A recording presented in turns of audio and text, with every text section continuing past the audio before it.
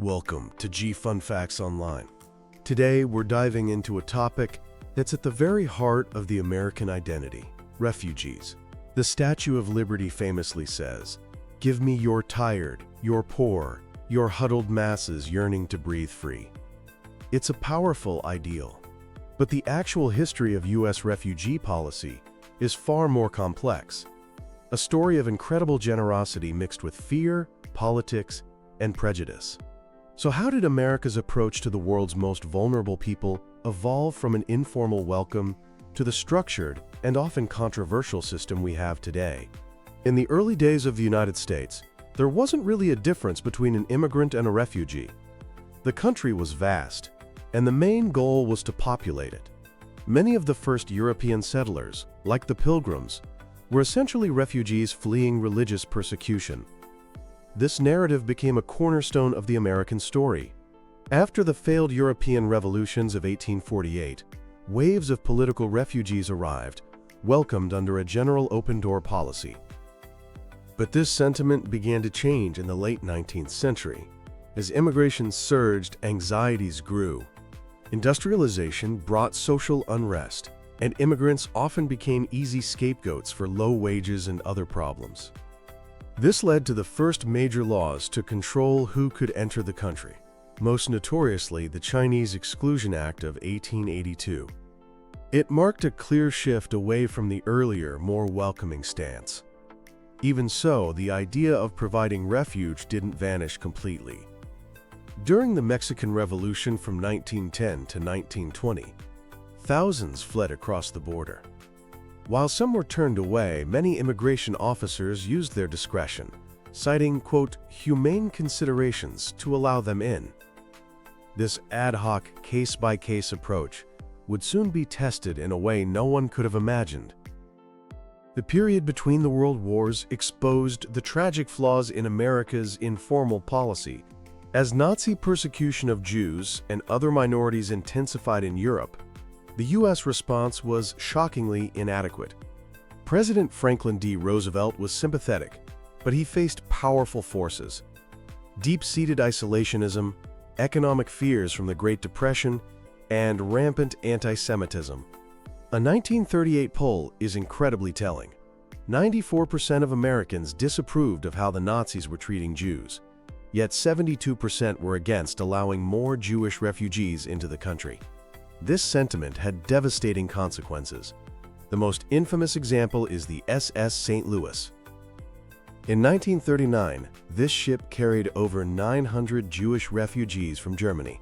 They were turned away from Cuba and then from the United States. Forced to return to Europe, more than a quarter of its passengers were later murdered in the Holocaust. Congress also reflected the public mood. The Wagner-Rogers Bill of 1939, which would have admitted 20,000 Jewish refugee children outside of the strict immigration quotas, was killed in committee. The wife of the U.S. Commissioner of Immigration chillingly remarked that 20,000 children would all too soon grow up to be 20,000 ugly adults. It was the sheer horror of World War II and the millions of displaced people left in its wake that finally forced a change. Shamed into action by a report on the government's inaction, President Roosevelt established the War Refugee Board in 1944. This agency helped save hundreds of thousands of lives in the final months of the war. After the war, President Harry S. Truman pushed Congress to act on the massive humanitarian crisis in Europe. The result was the Displaced Persons Act of 1948, the very first specific refugee legislation in U.S. history.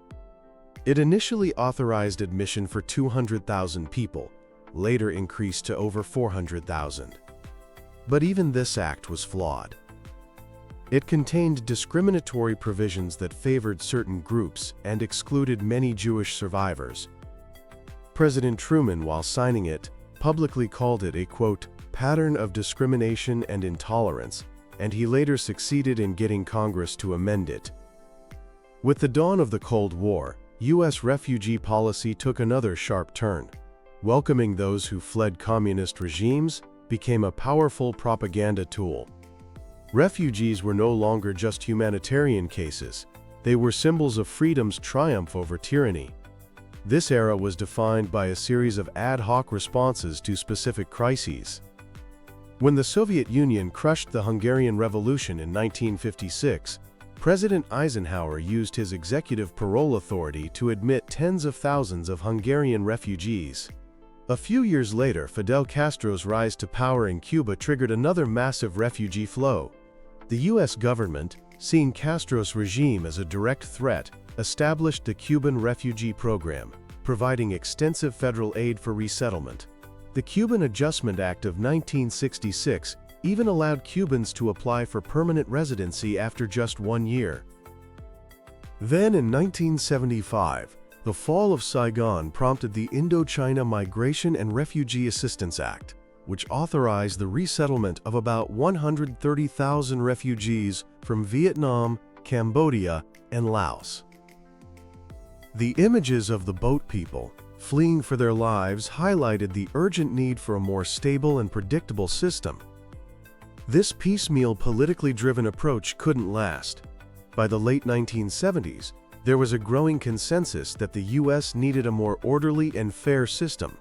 This led to the single most important piece of refugee legislation in American history, the Refugee Act of 1980. Signed by President Jimmy Carter, this landmark act did several crucial things. First, it aligned the U.S. definition of a refugee with the United Nations standard, someone with a well-founded fear of persecution based on race, religion, nationality, social group, or political opinion. This officially removed the old ideological bias that favored people fleeing communism. Second, it created a systematic procedure for admissions. It set an annual baseline of 50,000 refugees, but gave the president flexibility to raise that number in emergencies, in consultation with Congress. Finally, it established the Office of Refugee Resettlement to oversee federal programs that help refugees integrate into American society. The 1980 Act was a major step forward, but new challenges were just around the corner. In the 1980s, civil wars in Central America drove hundreds of thousands to seek safety in the U.S., but the Reagan administration, viewing the governments in El Salvador and Guatemala as allies against communism, was reluctant to grant them refugee status, labeling many as economic migrants. This led to the rise of the sanctuary movement, a grassroots effort by churches and synagogues to provide safe haven for these refugees, defying the federal government to offer shelter and legal aid. The end of the Cold War in the early 1990s shifted the landscape again. The anti-communist rationale faded, and the U.S. began resettling refugees from a wider range of conflicts, like the Bosnian War. Then came the September 11th attacks in 2001, which had a profound impact. In the name of national security, the screening and vetting process for refugees was drastically intensified. This led to much longer processing times and a slowdown in admissions. In the 21st century, the bipartisan consensus that had created the 1980 Refugee Act has fractured. The policies of the Trump and Biden administrations show just how deep the divide is. The Trump administration slashed refugee admissions to the lowest levels in modern history and enacted a travel ban targeting several Muslim-majority countries. This had a devastating effect on the resettlement infrastructure. The Biden administration reversed many of these policies, raising the refugee ceiling and launching new private sponsorship programs. However, it has also faced criticism for its own restrictive border policies. So beyond all the politics, what has been the actual impact of refugees on American society? The data paints a surprisingly positive picture. Economically, refugees are a significant asset. While they need initial help, they have high rates of employment and entrepreneurship. A 2015 study found that there were over 180,000 refugee entrepreneurs in the U.S., and that refugees as a group contributed over $20 billion in taxes that year. Over the long term, refugees tend to contribute more in taxes than they receive in benefits. They've also revitalized American communities.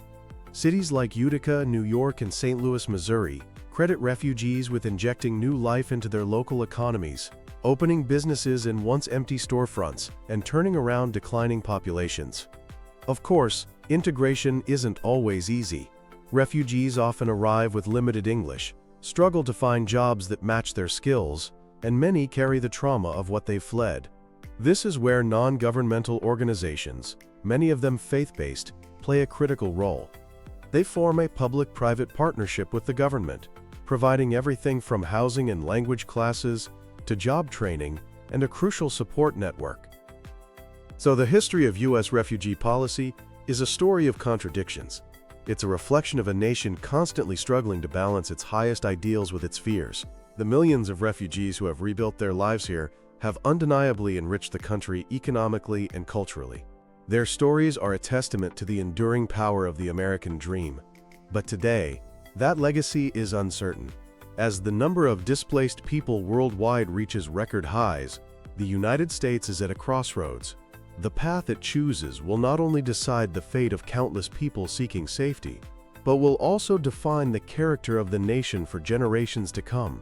The question of whether America will continue to be a beacon for the huddled masses remains one of the most pressing of our time. Thanks for listening to Fun Facts Online.